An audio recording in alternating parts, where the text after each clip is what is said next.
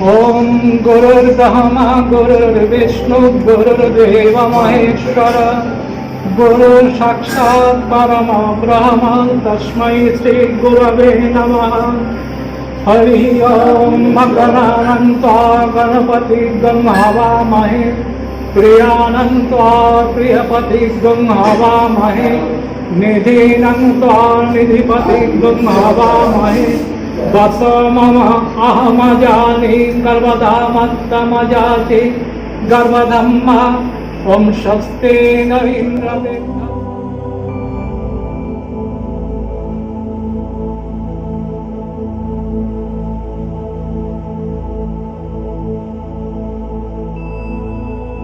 Introductory অ্যাড্রেসে প্রথমে আমি বলি যে আজকের এই মেন অনুষ্ঠানটা আমাদের শুরু করার মেন কায়দা হচ্ছে ইচ্ছা হচ্ছে আজকের প্রোগ্রামটার নাম হচ্ছে fitness.all at the rate of COVID era। Mainly আমরা কোভিড এর সময় কিভাবে ফিটনেস থাকবে তার উপরেই আমরা এই প্রোগ্রামটা চালু করেছিলাম। তাতে প্রথমে আমরা এখানে ফিজিও কেয়ার ব্যবস্থাটা রেখেছি, তার সাথে হেলথ রাখা হয়েছে, যোগা রাখা হয়েছে, স্ট্রেস রাখা হয়েছে, থেরাপি রাখা হয়েছে এবং নিউট্রি ডায়েট রাখা হয়েছে।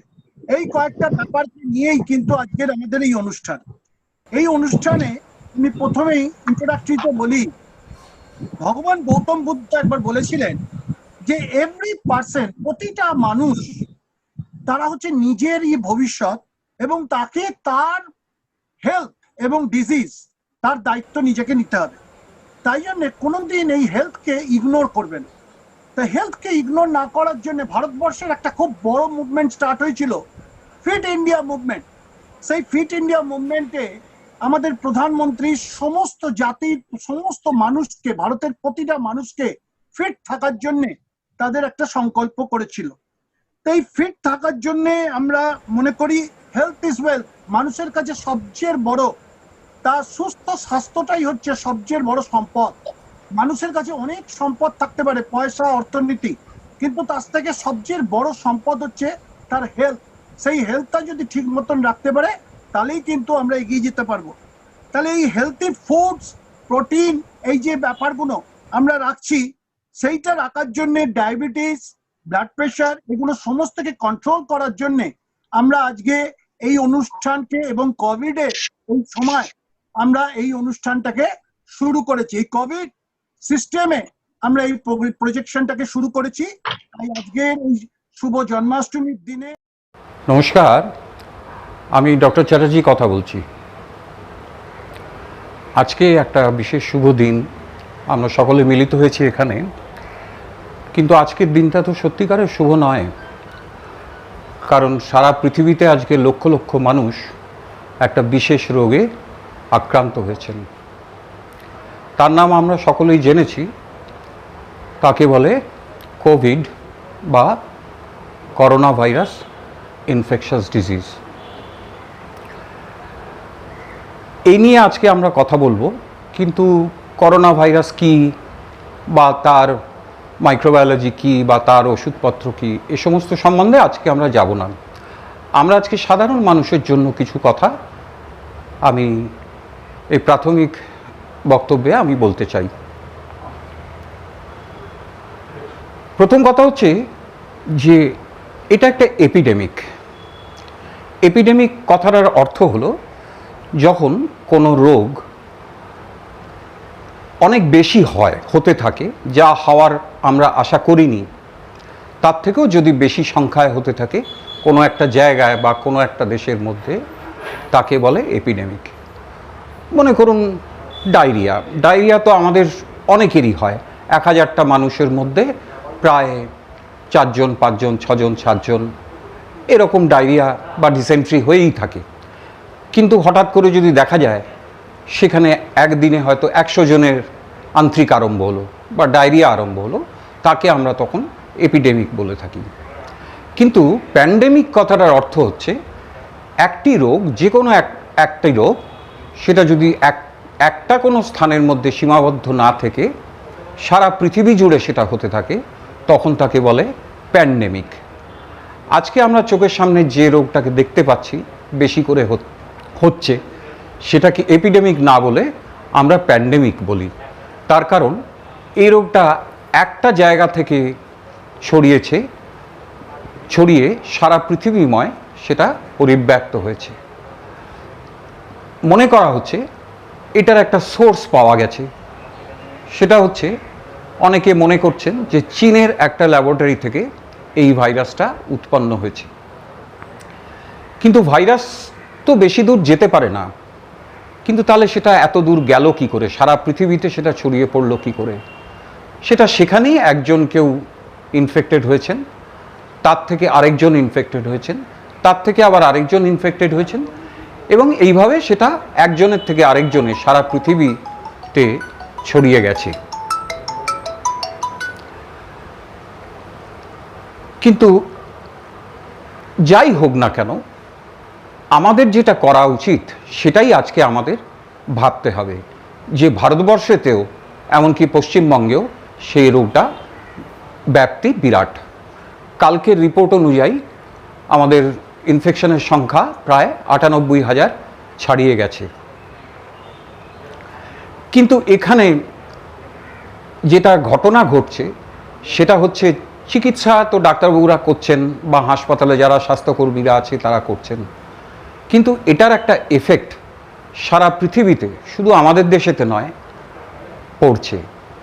যে কোনো এপিডেমিক হলেই সেখানে একটা ভয়ের সৃষ্টি হয়, একটা আতঙ্কের সৃষ্টি হয়। আতঙ্কটা কেন না, এটা একটা অজানার আতঙ্ক, যেন একটা ভূতের মতো ভয়, যেন আমরা একটা অন্য দেশে চলে গেছি, মানুষের সমস্ত বিহেভিয়ারগুলো যেন পাল্টে গেছে। কি হবে, কি হতে যাচ্ছে, আমার ওই রোগটা হবে না তো, আমাকেই আবার হাসপাতালে ভর্তি হতে হবে না তো, বা আমার পরিবারের, আমার দেশের মানুষের কি অবস্থায় দাঁড়াবে ভবিষ্যতে, এই চিন্তা আমাদের মনের মধ্যে আজকে বাসা বেঁধেছে। আমাদের আজকের প্রোগ্রামের উদ্দেশ্য হলো যে এই যে অবস্থা সারা দেশে আজকে তৈরি হয়েছে, সেটা থেকে আমরা নিরাপদে থাকবো কি করে, বা সহজ জীবন যাপন করব কি করে। দেখুন, সত্যি কথা বলতে কি, চিকিৎসা যা করার সেটার দায়িত্ব ডাক্তারবাবুদের বা স্বাস্থ্যকর্মীদের, এটা ঘটনা, কিন্তু আমাদেরও এখানে কিছু করণীয় আছে বা সামাজিক দায়িত্ব আছে। আজকে আমাদের ভাবতে হবে যে আমরা সাধারণ মানুষ হিসেবে কিভাবে আমরা স্বাভাবিক বা সাধারণ জীবনযাত্রা যাপন করতে পারবো। এখানে একটা জিনিস আমরা লক্ষ্য করছি যে একটা বিরাট আতঙ্কের সৃষ্টি হচ্ছে, একটা বিরাট ডিপ্রেশনের সৃষ্টি হচ্ছে। আতঙ্কটা আগে যেটা বললাম যে অজানার আতঙ্ক, আমার কি হবে, আমার এই রোগটা হলে আমার খুব কষ্ট হবে, আমাকে হাসপাতালে ভর্তি হতে হবে, আমার কি মৃত্যু হবে না তো, তখন আমার পরিবারের কি হবে বা আমার দেশের মানুষের কি হবে, এই চিন্তা আমাদের মনের মধ্যে সবসময় কাজ করে যাচ্ছে। এবং তার ফলশ্রুতি হিসেবে দেখা যাচ্ছে কি একটা ডিপ্রেশন বা একটা হতাশা সাধারণ মানুষের মধ্যে জেগে উঠছে। শুধু এটাই কারণ নয়, আমরা যে এই যে মাস্ক পরছি, মাস্ক পরার ফলে হচ্ছে কি একজন আরেকজনকে দেখতে পাচ্ছি না, একজনের সঙ্গে কিভাবে কথা বলবো সেটা বুঝতে পারছি না, তার মুখের এক্সপ্রেশনটা তো আমি দেখতে পাচ্ছি না, সে আমার কথায় কিভাবে রেসপন্ড করছে বা রিয়্যাক্ট করছে সেটা আমরা বুঝতে পারছি না। ফলে আমরা কি করতে পারি যা করলে আমরা স্বাভাবিকভাবে থাকতে পারবো, এটাই আজকে আমাদের বলার উদ্দেশ্য। দেখুন, আজকে সারা পৃথিবীতেই এই ঘটনাটা ঘটছে, শুধু যে আমাদের দেশে তা তো নয়। শুধু যে এই যে সোশ্যাল ডিস্টেন্সিং বা এই যে মাস্ক পরে চলা বা এই যে ভয়, এগুলো কিন্তু সারা পৃথিবীর মধ্যেই কাজ করছে। আমাদের দেশে তো আছেই, কারণ আমাদের দেশে সংখ্যাটা অনেক বেশি, বৃদ্ধি পাচ্ছে দিনে দিনে, কমার কোনো লক্ষণ এখনই দেখা যাচ্ছে না। আপনারা সোশ্যাল মিডিয়ার দৌলতে আপনারা জেনেছেন যে কি করণীয় আমাদের আছে। যে যেমন ধরুন, মাস্ক পরতে হবে, বাইরে যখন বেরোবো তখন আমরা মাস্ক পরে চলবো। কিন্তু সবসময় কি আমরা মাস্ক পরবো? আমি যখন ঘরের মধ্যে বসে আছি তখন তো আমার মাস্ক পরার কোনো দরকার নেই, তখন আমার মাস্ক না পরলেও চলবে। কিন্তু আমি মাস্ক কখন পরবো? যখন আমি বাইরে বেরোবো, রাস্তায় যাব বা বাজারে যাব, দোকানে যাব, লোকজনের মধ্যে যাব, তখন আমার মাস্ক পরা দরকার। কিন্তু মাস্ক পরার একটা পদ্ধতি আছে, সেটা আমরা অনেকে কেন, আমি বহু লোককে দেখেছি যে তারা ঠিকমতো সেটাকে ফলো করছেন না। আপনি যে ধরনেরই মাস্ক পরুন না কেন, আপনি প্রথম জিনিসটা জানবেন যে কোনো মাস্কই কিন্তু আপনাকে 100% গ্যারান্টি দেবে না। সেখানে আপনাকে কি করতে হবে? সোশ্যাল ডিস্টেন্সিং করতে হবে। আপনি যতই মাস্ক পরুন না কেন, আপনাকে দূরে দূরে থাকতে হবে। দেখা গেছে এই ভাইরাসটা সাধারণত শ্বাস প্রশ্বাসের মধ্যে দিয়ে যায় না। কারণ কি? শ্বাস প্রশ্বাস আমরা সবসময় নিচ্ছি। আমার পাশে কেউ বসলো এসে, সে তো শ্বাস প্রশ্বাস সবসময় নিচ্ছে, বা আমার পাশ দিয়ে কেউ হেঁটে গেল, কিন্তু এভাবে ভাইরাসটা যায় না। ভাইরাস তাহলে কিভাবে যায়? ভাইরাস একজনের থেকে, একটা মানুষের থেকে আরেকটা মানুষের মধ্যে যায় তার কাশির মধ্যে দিয়ে। তার জোরে যদি কেউ কথা বলে, সে যে থুতু চেটাচ্ছে, তার মধ্যে দিয়ে ভাইরাস যেতে পারে।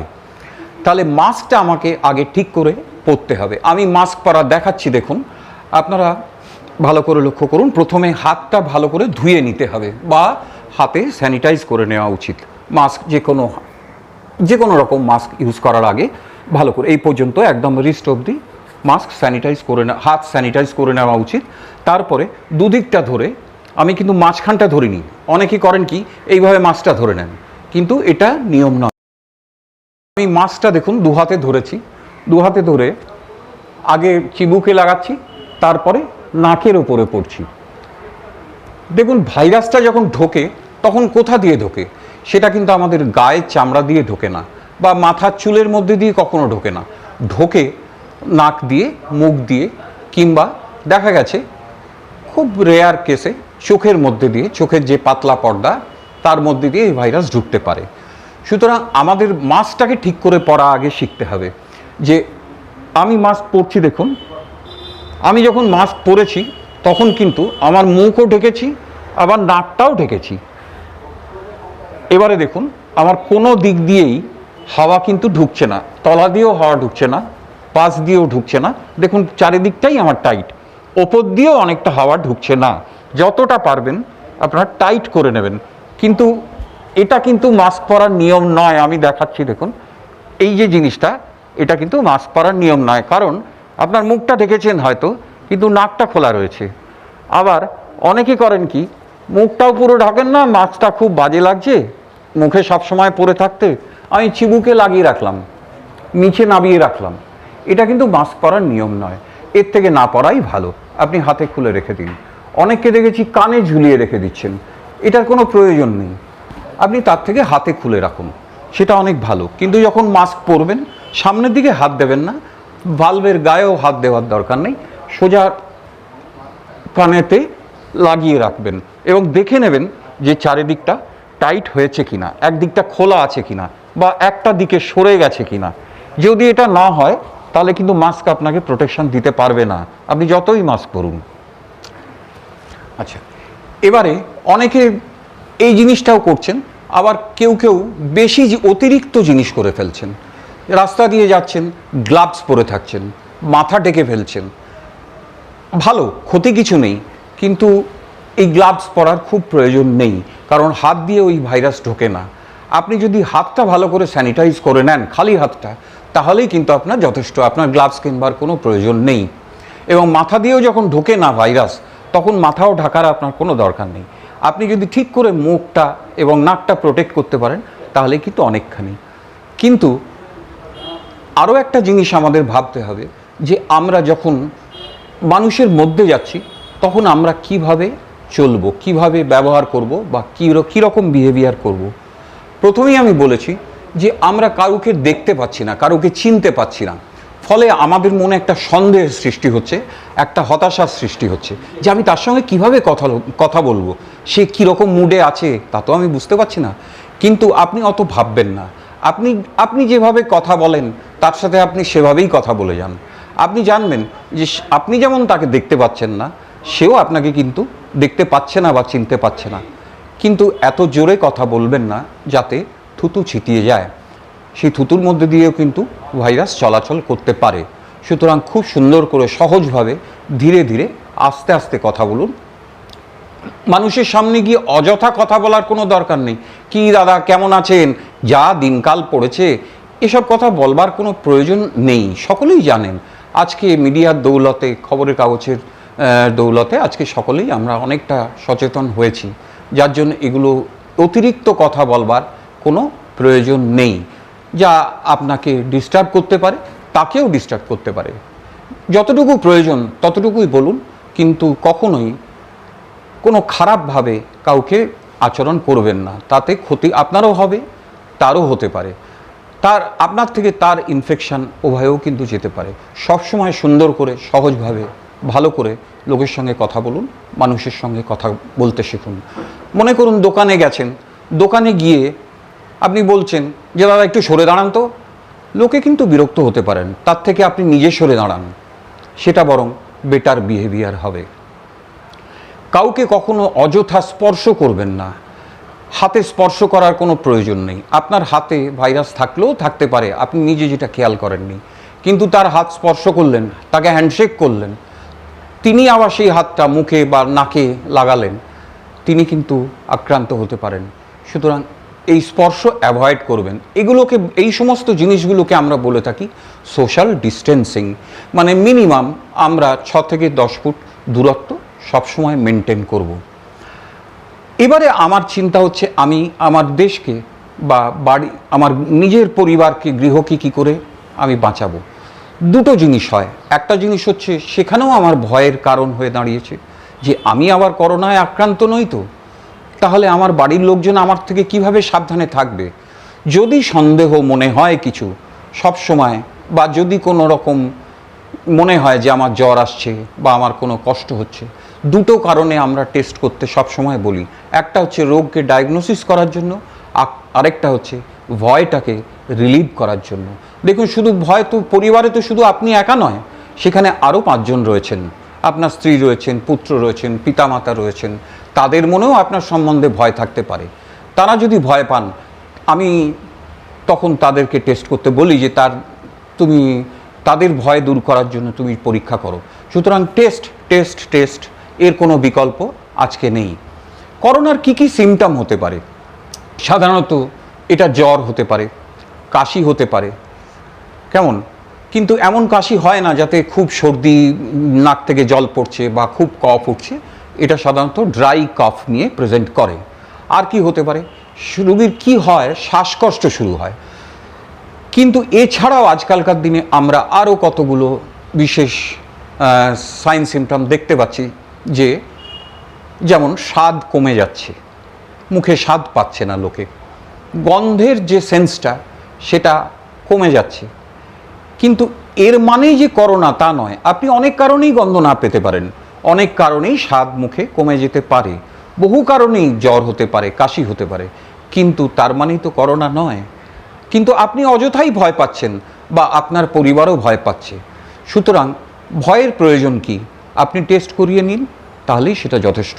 দেখবেন তার মধ্যে আপনি নেগেটিভ পাবেন, এবং যখন আপনি সেটা বুঝতে পারবেন যে আমি করোনায় আক্রান্ত নই, তখন আপনার নিজের মধ্যে থেকে এবং পরিবারের মধ্যে থেকে সেই ভয় বা আতঙ্কটা চলে যাবে। কিন্তু এবার আমরা লকডাউন পিরিয়ডে বাড়িতে আছি, বাড়িতে থেকে কি করব? বাড়িতে থেকে খুব বোর হচ্ছি।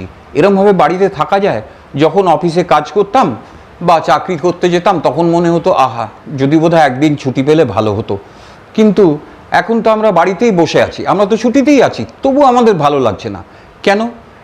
কারণ হচ্ছে একটাই, যে অজানার আতঙ্কটাই আপনার মনে কাজ করছে। আমি যে বাড়িতে সবসময় বসে থাকবো, বাড়ির মধ্যে থাকবো, কিন্তু বাড়ির মধ্যে থেকেও তো আমার কীরকম একটা লাগছে যেন, তাহলে আমি কি করব?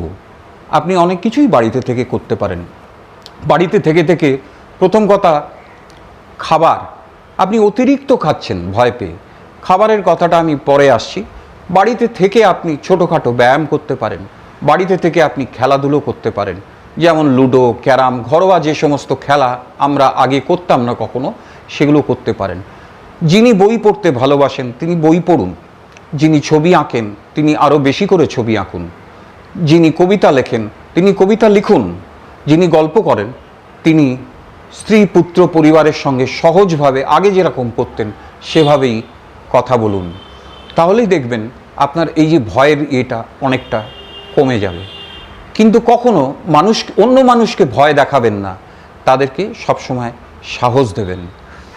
আরও একটা কথা বলার আছে, সেটা হচ্ছে যে বাড়িতে থেকেও কি আমরা সবসময় খাবারের ব্যাপারটা, যেটা আমি আগে বলছিলাম যে কি খাবো, অনেকের ধারণা হচ্ছে, এখানে আমি ফুড ডগমার ব্যাপারটা আমি বেশি করে বলবো, যে লোকের মনে দুরকম ধারণা হয়েছে। যে একজন মনে করছেন যে বেশি খেলেই বোধহয় আমার এখানে ভালো হবে, কিন্তু এই যে ধারণাটা, এটা ঠিক নয়। আমাদের একটা ধারণা হচ্ছে মোর ফুড মোর এনার্জি, সেটা কিন্তু ভুল, এটা ফলস। মোর প্রোটিন মোর স্ট্রেংথ বা মোর ইমিউনিটি, এটা কিন্তু ভুল। আমাদের ফিটনেস ক্লাসে পড়ানো হয়েছিল আমাদের ডেইলি প্রোটিন রিকোয়ারমেন্ট হচ্ছে 1.1 gram per kg of the body weight. আপনি তাই খাবেন, অতিরিক্ত খাওয়ার দরকার নেই। ম্যাক্সিমাম খাওয়ার মধ্যে আপনি খেতে পারেন কিছু সামান্য ভিটামিন জাতীয় ওষুধ খেতে পারেন, কিন্তু তবু জানবেন যে ভিটামিন খেয়ে কিন্তু শরীরের ইমিউনিটি বাড়ানো যায় না। সুতরাং আমি কাউকে কোনো রকম ওষুধ, নানা রকম প্রেসক্রিপশান করছেন অনেক ডাক্তারবাবুরাও এমনকি, যে এই ওষুধটা খাও বা ওই ওষুধটা খাও, কিন্তু কোনো ওষুধ খাওয়ার প্রয়োজন আপনার নেই। আমাকে সেদিন একজন জিজ্ঞেস করছিলেন, ডাক্তারবাবু আমি না 5টা করে ডিম খাচ্ছি, আমি খাবো তো? না, খাবেন না। আপনি একটা ডিম খেতেন, একটাই ডিম খাবেন, 5টা ডিম খাওয়ার আপনার কোনো প্রয়োজন নেই। আমি ছোলা, গুড়, সকালে উঠে বাদাম এসব খাবো তো? হ্যাঁ খাবেন, খেতে কোনো অসুবিধে নেই, কিন্তু এমন বেশি খেয়ে ফেলবেন না যাতে আপনার শরীরে অন্য কষ্ট দেখা দেয় বা পেটের অসুবিধে হয়। দেখুন, কোমরবিডিটি বলে একটা কথা আছে, অর্থাৎ কোমরবিডিটি মানে হচ্ছে আমরা করোনা ভাইরাস ইনফেকশন তাদেরই হতে বেশি দেখছি যাদের কোমরবিডিটি থাকছে, মানে হাইপার টেনশন বা ব্লাড প্রেশার বেশি থাকছে, সুগার বেশি থাকছে, বা চেস্টে কোনো রোগ থাকছে, কিংবা ওভারওয়েট যারা, তাদের এই ধরনের রোগীদের কিন্তু করোনা ইনফেকশন বেশি হচ্ছে। সুতরাং আপনি অতিরিক্ত লোভ করে খেয়ে ফেলে বা ইমিউনিটি বাড়াবার জন্য অতিরিক্ত খাবার খেয়ে ফেলে যদি আপনি সেই সমস্ত কোমরবিডিটিতে আক্রান্ত হন, তাহলে কিন্তু আপনার সংক্রমণের চান্সটা বেশি থাকবে। শুধু নয়, সংক্রমণ হলে তার পরিণতি খুব ভালো হয় না ওই ধরনের ক্ষেত্রগুলিতে। সেই জন্যে আমরা কখনো বলবো না যে আপনি অতিরিক্ত খাবার খান, যা আপনি খান সেটাই আপনি ভালোভাবে খান।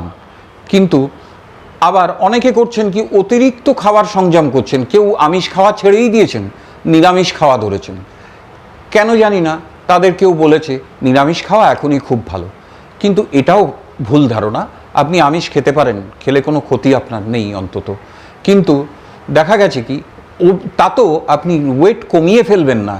নিরামিষ খেতে গিয়ে, খাবার সংযম করতে গিয়ে ওজন কিন্তু কমিয়ে ফেলবেন না, তাতেও কিন্তু আপনার অন্য রোগের সম্ভাবনা দেখা দিতে পারে। সুতরাং ডায়েটের ওপরে বিশেষ খেয়াল রাখবেন। যদি তা সত্ত্বেও যদি কোনো অসুবিধে মনে হয়, চিকিৎসকের পরামর্শ নেবেন, এতে কোনো ক্ষতি নেই। আপনাদের কি কি ব্যায়াম করা যেতে পারে বাড়িতে, সেগুলো দেখানো এখনই হবে, আপনারা দেখে নিন যে বাড়িতে থেকেও আমরা এই সমস্ত ছোটোখাটো ব্যায়াম করতে পারি। আর কি কি করতে পারি? Try something else. তার মানে কি, আপনি আগে যা করতেন না সেগুলো এখন শুরু করতে পারেন। মনে করুন বাগান করা, কেমন ছোটোখাটো সেমিনার আয়োজন করা, বা ধর্মীয় আলোচনা করা, কিংবা পরিবারের সকলকে নিয়েই আলোচনা সভা করা। এই ধরনের কাজগুলো যদি আপনারা করেন, মানসিক দিক থেকে আপনারা অনেক প্রফুল্ল থাকবেন, উৎফুল্ল থাকবেন। গান বাজনা চর্চা করা, কিংবা তার থেকেও বড় কথা যোগ বা মেডিটেশন প্র্যাকটিস যদি করেন, এখন খুব ভালো। যদিও এখন কনসেন্ট্রেট করা যাচ্ছে না, আমরা তো কেউ যোগী পুরুষ নই যে একদিনে গুহাবাসী নই যে আমরা একদিনে আমাদের মনকে সংযত করে ফেলবো। এটা একটা চেষ্টার দরকার, কিন্তু এটা যদি আপনারা রেগুলার প্র্যাকটিস করেন তাহলে এই সময়তে খুবই ভালো কাজ দেবে আমি মনে করি। কিন্তু কখনোই অন্যকে কখনো ভয় দেখাবেন না, সবসময় সাহস দেবেন। বলবেন না যে দেখ ভীষণ রোগ, সাবধানে থাকবি, এ কথাটাও বলার দরকার নেই। অন্যকে যত ভয় দেখাবেন, নিজে জানবেন তত বেশি ভয় পেতে থাকবেন আপনার নিজের অজান্তে। সবসময় মনে রাখবেন যে যে কোনো রোগ আসে বা এপিডেমিক আসে, আবার চলে যায়। মহাপ্রভু বিজয়কৃষ্ণ গোস্বামীর একটা কথা দিয়ে আমি শেষ করি। তিনি বলছেন যে ऐसा दिन नहीं रहेगा, মানে এইরকম দিন থাকবে না। Epidemic comes, epidemic Weil's of. নমস্কার।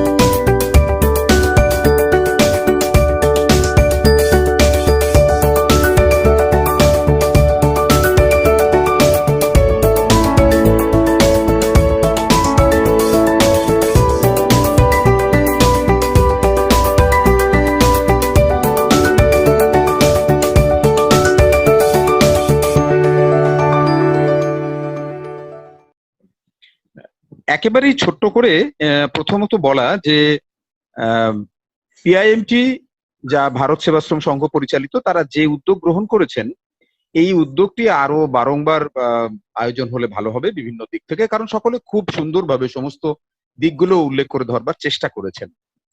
আমি এই কথা প্রসঙ্গে শুধু যে একটা বা দুটো বিষয় এখানে উল্লেখ করবো। এই যে কোভিড এরাতে আমরা সকলে মনে করছি যে আমাদের এখন কিভাবে এখান থেকে প্রতিরোধ করা যাবে এবং এখান থেকে রক্ষা পাওয়া যাবে। আচ্ছা, আমরা কি মাস 4 আগে সুরক্ষিত ছিলাম? মাস 4 যে চিকিৎসক মশাইরা এখানে বলেছেন, তারা সকলেই একমত হবেন যে আমার যতদূর মনে পড়ে, আমরা 90-এর দশকে যখন কথা বলতাম, তখনও আমরা এই কথাগুলোই উল্লেখ করতাম যে আমরা আজ থেকে 20-25 বছরের মাথায় গিয়ে হৃদয়ের রোগ, তারপরে ধরুন পেটের রোগ, তারপরে ধরুন আমাদের সুগার বিষয়টি, এগুলো একটা বড় বড় রোগের আকার ধারণ করবে। কিন্তু এইগুলো যে ঘটছিল, এই যে আমরা এই কোভিড ছাড়াও এত রকমের আশঙ্কা, কোভিডের সমস্যা আসবার আগেই আমরা যে আরো বিবিধ রকমের স্বাস্থ্যের সমস্যায় সংকটে জর্জরিত ছিলাম, সেটা আমরা সকলে কিন্তু জানি। সেটা আমরা জানুয়ারি মাসেও বা তারও আগেও একই রকম অবস্থায় ছিলাম। কোভিড আমাদের কাছে আরো একটা নতুন সমস্যা এনেছে। গত বছরে আমরা নিপা ভাইরাসের মুখোমুখি হয়েছিলাম। এই যে ঘটনাগুলো ঘটছে, বড় বিজ্ঞানীরা সারা পৃথিবীর বিভিন্ন প্রান্তের অভিজ্ঞতা থেকে, বিগত 100 বছরের প্রায় অভিজ্ঞতাতে জানাচ্ছেন যে পরিবেশের যে সংকটের কারণে এই ধরনের বিষয়বস্তুগুলো এসে উপস্থিত হতে পারে, তার একটা ছোট্ট তথ্য আর দ্বিতীয় আরেকটি তথ্য দিয়ে আমার বক্তব্যটি এখানে সমাপ্ত করব। তার মধ্যে একটি হলো, 20 লক্ষ বছর সময় লেগেছে এই পৃথিবীতে আনুমানিক 100 কোটি মানুষের জন্ম হতে বা 100 কোটি মানুষের সংখ্যা হতে। 20 লক্ষ বছর।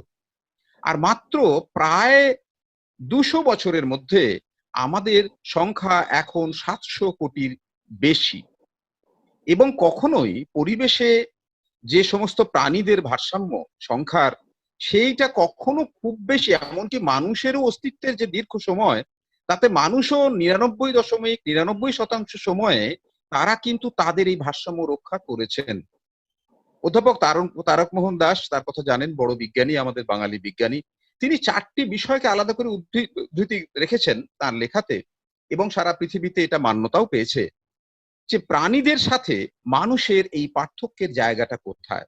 আমি যে কথাটা বলছি তার সাথে কোভিডের সম্পর্কের জায়গাটি একেবারে শেষে যুক্ত করে আমি এটি শেষ করব, কেন আমার এই বলাটি পরিবেশের প্রেক্ষাপটটি প্রাসঙ্গিক সেটা বলে। প্রথমত, প্রাণী যারা, তারা কখনোই সবুজ ধ্বংস করেন। কোনো সবুজ যে সমস্ত প্রকৃতির সাথে তাদের যে সম্পর্ক, সেটা কোনো প্রাণীরা ধ্বংস করেনি। আর দ্বিতীয়ত, তারা তাদের যে জনসংখ্যা, তাদের যে সংখ্যা, প্রাণীদের যে সংখ্যা, তাকে কিন্তু বারংবার বিভিন্নভাবে নিয়ন্ত্রণ করেছে, তার তথ্য আছে। এবং এলাকা দখল অথবা সঙ্গী নির্বাচনের ক্ষেত্রে তাদের মধ্যে হিংসার প্রভাব দেখা গেলেও কখনো মানুষের মতো তারা দল বেঁধে অন্য স্বগোত্রীয় স্বজাতীয় প্রাণীকুলকে আক্রমণ করেছে এমন একটা দেখা যায় না। আর একই সঙ্গে বিভিন্ন নথি পাওয়া যাচ্ছে প্রাণীকুল তারা তাদের ভবিষ্যতের যে সমস্ত প্রজন্ম তাদের জন্য কিছু কিছু স্থায়ী ব্যবস্থা রেখে যাওয়ার চেষ্টা করেছেন। তো তাহলে এই যে মানুষের সাথে প্রাণীদের প্রকৃতিগত পার্থক্য, সেই পার্থক্যই আমাদের আজকের এই দূষণযুক্ত সমাজকে তৈরি করেছে।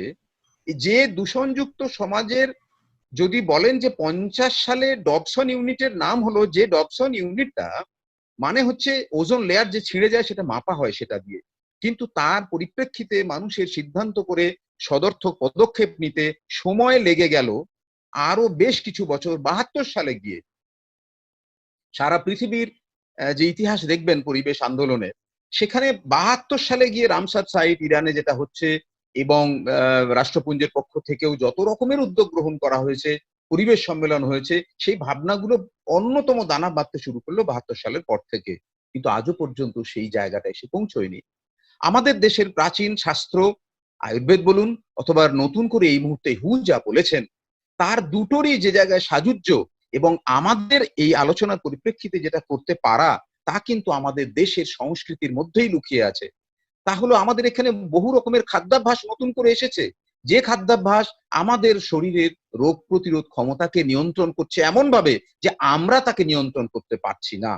তাই আমরা যদি আমাদের খাদ্যাভ্যাসকে নিয়ন্ত্রণ করি, আমরা পৌঁছতে পারবো সেখানে যা আমরা চাই। তার কারণ প্রাচীন আয়ুর্বেদেও যা বলা হয়েছে, এখনো হুয়ের পক্ষ থেকে যা বলা হচ্ছে, সার্বিকভাবে আজকে চিকিৎসকরা বলবার সময় যেটা বলেছেন, আমাদের শরীরের প্রতিরোধ অর্থাৎ সুরক্ষা যে বলয়, শরীরের সুস্থতার সুরক্ষা বলয়কে সুরক্ষিত করতে হবে, সুনিশ্চিত করতে হবে। তা আমাদের বদলে যাওয়া খাদ্যাভ্যাস নয়। আমাদের দেশে আমরা যেখানে বাস করি, আমাদের প্রাসঙ্গিক এবং এখানে আমরা যে খাদ্য পাই, যে খাদ্যগুলির গুণমান কোনো কিছুর থেকে কম নয়, যা আমাদেরকে সার্বিকভাবে সামগ্রিকভাবে সুস্থ থাকতে এবং নিরোগ থাকতে সাহায্য করে, তার চেষ্টা করা। আমাদের শাস্ত্র দেখলে সেখানেও দেখা যাচ্ছে যে শরীর এবং স্বাস্থ্য চর্চার যে বিষয়টি এখানে এসেছে বারংবার, সেটাও কিন্তু খুবই জরুরি। এবং এই শরীর স্বাস্থ্য চর্চার বিষয়টিও আমাদের প্রাচীন ভারতবর্ষের মুনি ঋষিদের আমাদের কাছ থেকে পাওয়া আশীর্বাদ বলে আমরা স্বীকার করি। তাহলে দ্বিতীয়ত, প্রথমত হচ্ছে আমরা খাদ্যাভ্যাস যা আমাদের দেশে পাওয়া যায় এবং আমাদের শাস্ত্রে এবং চিকিৎসকরা যেভাবে পরামর্শ দিয়েছেন, সেই খাদ্যাভ্যাসকে রক্ষা করা এবং শারীরিক সুস্থতার সঙ্গে রক্ষা করা। আর দ্বিতীয়ত, আমাদের যে পরিচ্ছন্নতার অভ্যেস, স্থায়ী পরিচ্ছন্নতার অভ্যেসই আমাদেরকে শুধুমাত্র এই কোভিডের জন্য নয়, কারণ আমরা ডাক্তারবাবুদের মাধ্যমে জানতে পেরেছি যে এখন হয়তো আমরা শুনছি কোভিড-19 এর কথা, কিন্তু এ এত দ্রুত চরিত্র বদলাচ্ছে যে আমরা যখন কোভিড-19 এর ভ্যাকসিন এসে উপস্থিত হবে, তখন হয়তো সেটা কোভিড-25 পর্যন্ত পৌঁছে যেতে পারে। হয়তো কেউ কেউ বলছেন, এটা সুনিশ্চিত ভাবে আমার বলা নয়। চিকিৎসকদের কাছে যেমন জানছি যে এটা অতি দ্রুত তার চরিত্র বদলাচ্ছে। তাই গত বছরের নিপা, এবছরের কোভিড এবং আগামী যে সমস্যাগুলির মুখোমুখি আমাদের হবার সম্ভাবনা আছে, সম্ভবত যেগুলি আমরা নিজেরাই মনুষ্য প্রজাতির পক্ষ থেকে তৈরি করেছি আমাদের পরিবেশ ধ্বংস করার মধ্য দিয়ে। তাই আশা করি আগামীতে আমরা আমাদের পরিবেশ রক্ষা করার ভাবনাটিকে মাথায় রেখে এবং আমাদের প্রাচীন ঐতিহ্য থেকে খাদ্যাভ্যাস, যোগাভ্যাস এবং পরিচ্ছন্নতার অভ্যাসকে আমাদের জীবন চর্চায় ও চর্যায় যুক্ত করার মধ্যে দিয়ে এই উদ্যোগকে স্বাগত জানাতে পারবো এবং আগামীতে লড়াই করে প্রতিরোধ ক্ষমতা তৈরি করে এগিয়ে যেতে পারবো, যা ভারত সেবাশ্রম সংঘ বারবার বহুদিন ধরে চেষ্টা করে চলেছেন এবং আজকেও এই উদ্যোগের মাধ্যমে তারা সেইটি নিবেদন করবার চেষ্টা করেছেন। ধন্যবাদ, নমস্কার।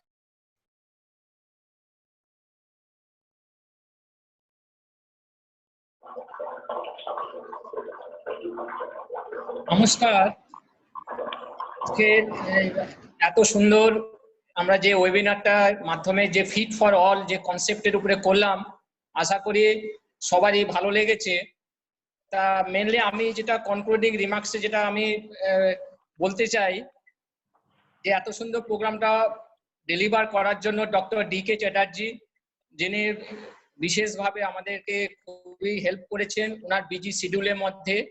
উনি মেডিকেল অফিসার, বাঙুর হসপিটাল, সবাই জানেন Bangur hospital one of the Covid hospital, যেখানে উনি আমাদেরকে ডিটেলিং ভাবে কিভাবে কোভিড সিচুয়েশনে আমাদের ডিস্টেন্স মেনটেন করে বা সোশ্যালি কিভাবে থাকতে হবে, কিভাবে মাস্ক পরতে হবে, তার জন্য ডক্টর ডি.কে. চ্যাটার্জিকে পরমানন্দ ইনস্টিটিউটের পক্ষ থেকে বিশেষভাবে ধন্যবাদ জানাই।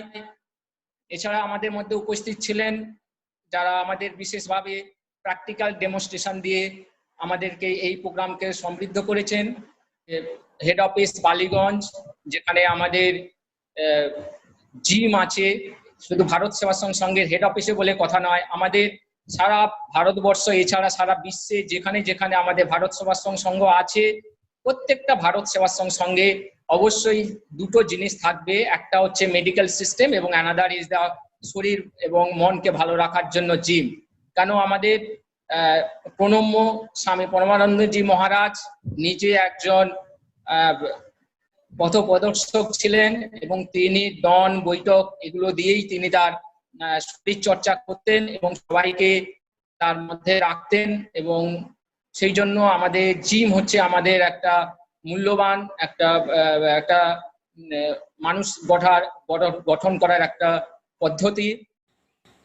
आज रात 12 बजे से घरों से बाहर निकलने पर হ্যাঁ রে, যেতেই হবে। लगाई जाए। আচ্ছা মা, ভাইরাসগুলো সব কি আমার গেটের সামনে দাঁড়িয়ে আছে নাকি যে আমি বাইরে বেরোলেই ধরবে? প্রধানমন্ত্রী নিজে বাড়িতে থাকতে বলেছেন। আরে এটা কি ওনার নোটবন্দি নাকি? হ্যাঁ, যে উনি ঘোষণা করলেন আর রাত 12টার পর থেকে সব ভাইরাসগুলো অ্যাক্টিভ হয়ে উঠলো। বন্ধুর জন্মদিন তো আসছে বছরও হবে, এবছরের অবস্থার কথাটা মাথায় রাখলে ভালো করতে। শুনছো, একটু চা দিও তো। হ্যাঁ রে, সমুর ছোট মামা নাকি ইতালি থেকে কদিন আগে ফিরেছেন, উনিও থাকবেন। হয়তো থাকবেন। হ্যাঁ হ্যাঁ বল। হ্যাঁ হ্যাঁ, আমি 10 মিনিটের মধ্যে যাচ্ছি। আর শোন না, বলছি যে তোরা গিফটটা র্যাপিং করেছিস তো? আচ্ছা আচ্ছা ঠিক আছে, আমি যাচ্ছি। মা আসছি তাহলে। তাড়াতাড়ি ফিরবি। আচ্ছা ঠিক আছে, আসছি। এই দাদা ভাই, লকডাউনের সময় কোথায় যাচ্ছিস? বলিস না, সমুর বাদ দে রে, টাটা। এই রে, কোথায় যাচ্ছিস রে? সমুর জন্মদিন। তো ছোটকা জানে? আচ্ছা আসছি। এই রে, কোথায় যাচ্ছিস রে? জেম্মা, সমুর আজ বাদ দে। এখন কি হুল্লোড় করার সময়? জেম্মা প্লিজ।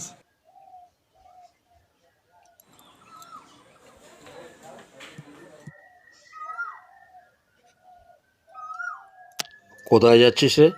ছোটকা, সমুর আজ বাদ দে। রেডিও, টিভি, পেপার সব জায়গায় বলছে স্টে হোম, স্টে হোম। কথাগুলো কি কানে ঢুকছে না? বুঝতে পারি না তোদের লেখাপড়া শিখে কি লাভ হলো। খুব ছোট করে করছিল আসলে, তাই। বোকার মতো কথা বলিস না। যাচ্ছিস যা, তবে সাবধান। তেমন বুঝলে চলে আসবি। হ্যাঁ হ্যাঁ হ্যাঁ, আসছি। হ্যাঁ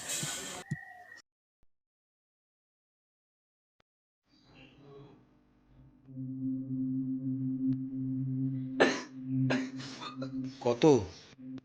104। দাদা, ঘরেতে রাখা আর ঠিক হবে না।